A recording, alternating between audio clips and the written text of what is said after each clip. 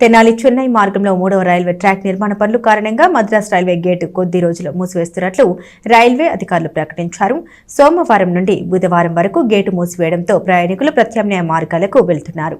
Tenali మారిస్పేటలోని Repalle gate ఎదురుగా ఉన్న పినపాడు వైపు వెళ్లే మద్రాసు గేటును 3 రోజుల పాటు మూసివేస్తున్నట్లు రైల్వే అధికారులు ఆదివారం ఒక ప్రకటనలో తెలిపారు.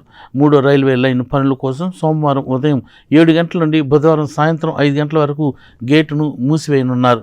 గేటు మూసివేయడంతో ఈ మార్గంలో రాకపోకలు నిలిచిపోయాయి.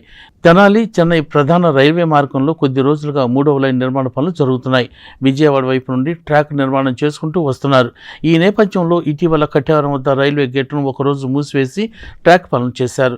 ఇప్పుడు మద్రాసు గేటు వద్ద పనులు జరుగుతున్నందున 3 రోజుల పాటు రైల్వే గేటు మూసివేశారు. ఇటువైపుగా రాకపోకలు సాగించే ప్రజలు ప్రత్యామ్నాయ మార్గాలు ఎంచుకుని సహకరించాలని రైల్వే అధికారులు కోరారు. లేకపోతే అసలు 10 రోజులు 20 రోజులు చేస్తున్నాడు రాలేదంట.